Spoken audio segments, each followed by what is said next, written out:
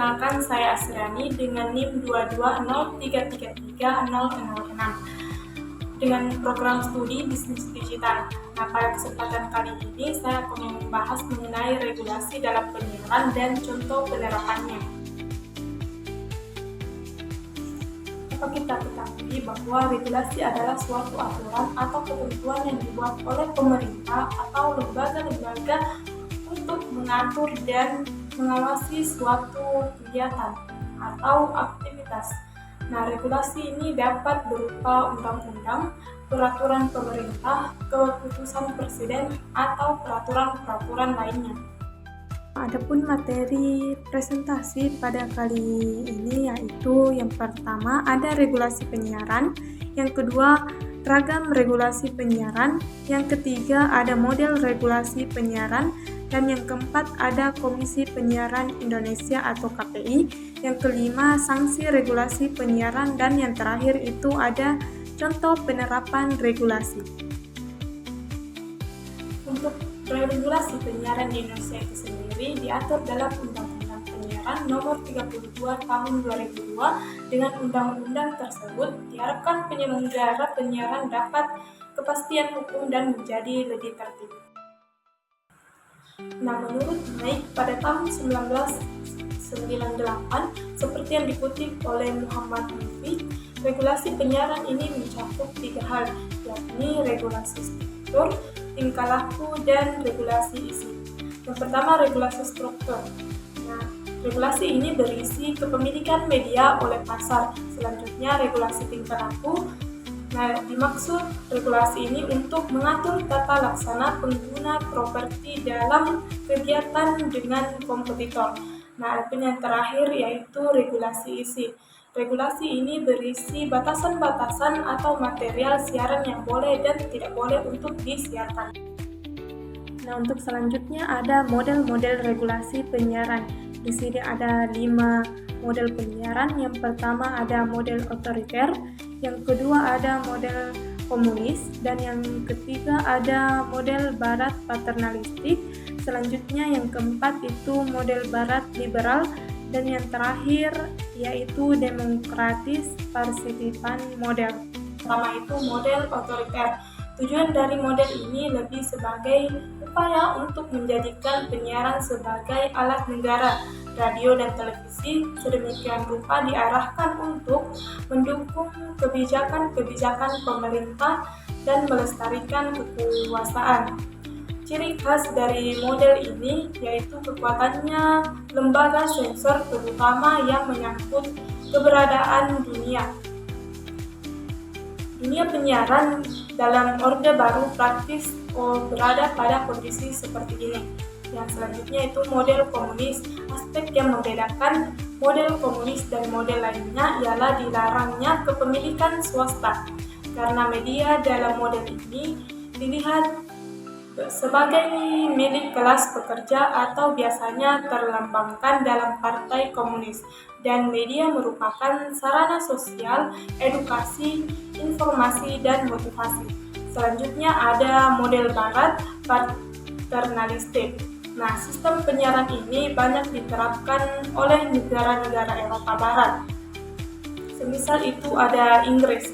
Sifat dari penyiaran ini adalah top down, di mana kebijakan media bukan apa yang audiens inginkan, tapi lebih sebagai keyakinan penguasa bahwa kebijakan yang dibuat memang membantu hak dan keinginan oleh masyarakat.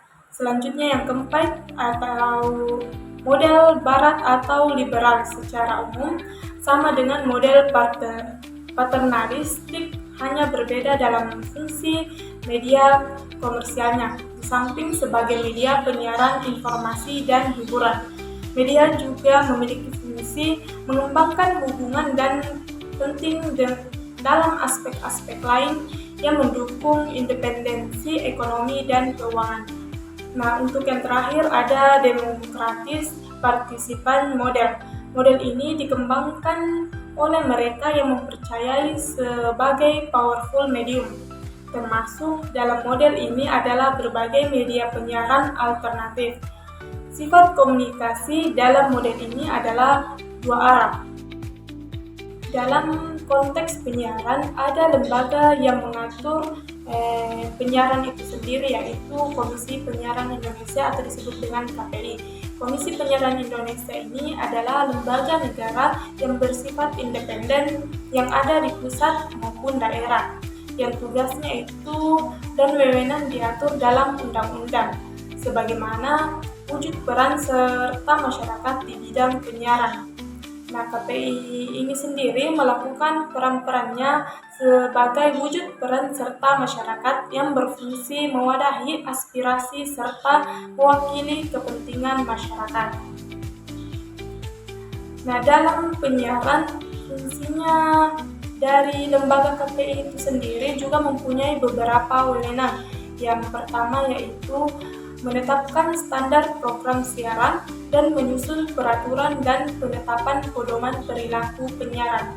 Nah, selanjutnya yang kedua yaitu mengawasi pelaksanaan peraturan dan pedoman perilaku penyiaran serta standar program siaran dan melakukan koordinasi dan kerjasama dengan pemerintah, lembaga penyiaran, dan masyarakat.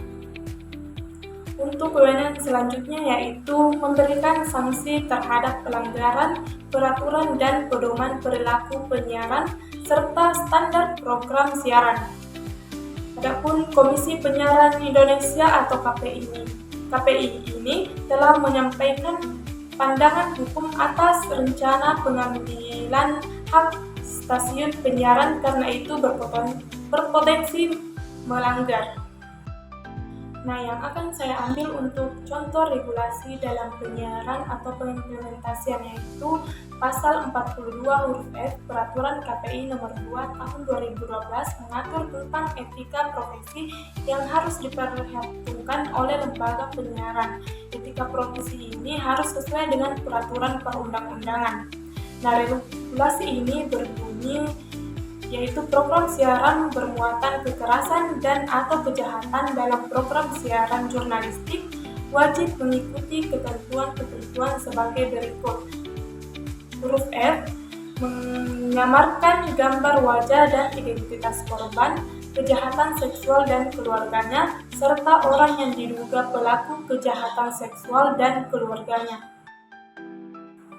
Nah, untuk regulasi atau pengimplementasian regulasi yang telah saya sebutkan diterapkan pada pelanggaran yang ditemukan dalam program Ragam Perkara yang disiarkan oleh TV One pada tanggal 3 Juni 2019 pukul 10.56. Dalam program tersebut ditayangkan berita tentang pencabulan terhadap anak di bawah umur yang dilakukan oleh kakek korban. Dalam berita tersebut, pelaku tidak disamarkan identitasnya. Nah, KPID Jawa Tengah memutuskan bahwa siaran tersebut melanggar Pasal 42 huruf F Peraturan KPI Nomor 2 Tahun 2012 tentang Standar Program Siaran atau SPS, tentang kewajiban menyamarkan gambar wajah dan identitas korban kejahatan seksual dan keluarganya, serta orang yang diduga pelaku kejahatan seksual dan keluarganya.